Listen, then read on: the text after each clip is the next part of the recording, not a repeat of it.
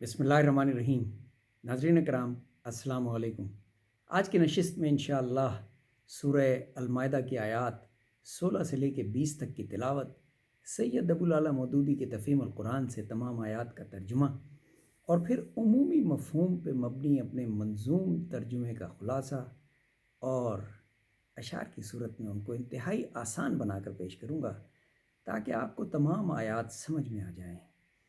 جیسا کہ ہم جانتے ہیں کہ سورہ المائدہ انتہائی اہم احکامات اپنے ساتھ لے کے آئی ہے، جن کا تعلق سماجی اور معاشرتی معاملات سے تھا۔ بسم اللہ الرحمن الرحیم۔ شروع کرتا ہوں اللہ کے نام سے، بڑا مہربان نہایت رحم فرمانے والا ہے۔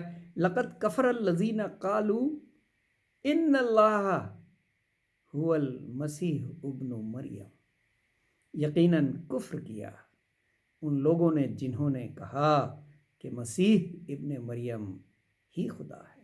نعوذ باللہ۔ رب دکھاتا ہے راستہ نیک بندوں کو اپنے، کفر کیا ان لوگوں نے مسیح کو شریک کر کے، کفر کیا ان لوگوں نے مسیح کو شریک کر کے۔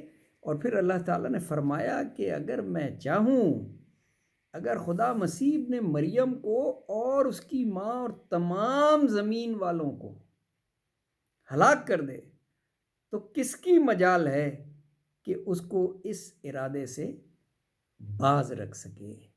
رب چاہے تو ختم کر دے آل عمران کو، وہ قادر ہے اپنی مخلوق پر، وہ قادر ہے اپنی مخلوق پر۔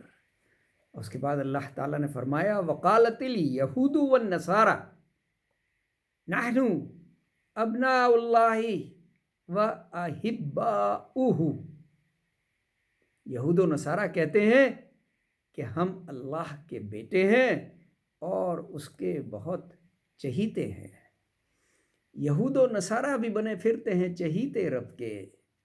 پوچھو کہ پھر عذاب کیوں دیتا ہے تم کو؟ سبحان اللہ۔ اللہ تعالیٰ نے کہا کہ اگر تم یہ سمجھتے ہو کہ تم میرے چہیتے ہو تو پھر تمہیں عذاب کیوں ملتا ہے؟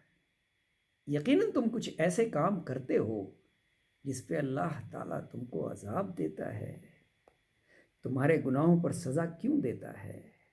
در حقیقت تم بھی ویسے ہی انسان ہو جیسے اور انسان خدا نے پیدا کیے۔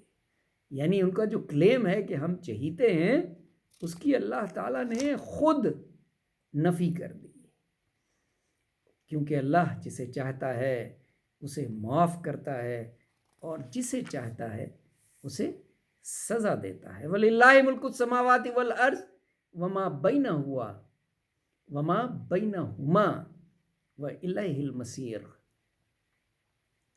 اہل کتاب سن لو، اب بھیجا ہے رب نے رسول اپنا۔ وہ شکایت کرتے تھے کہ یا اللہ ہمارے پاس کوئی ہدایت نہیں آئی کوئی پچھلے 600 سال سے۔ تو اللہ تعالیٰ نے سورہ المائدہ میں فرما دیا کہ اہل کتاب سن لو، اب بھیجا ہے رب نے رسول اپنا، پیغام ہے رب کا ان کے پاس۔ اور وہ کیا پیغام ہے؟ وہ ڈراوا بھی ہے اور خوشخبری بھی ہے۔ ڈراوا بھی ہے، خوشخبری ہے۔ موسیٰ نے کرائے یاد پھر قوم کو احسان۔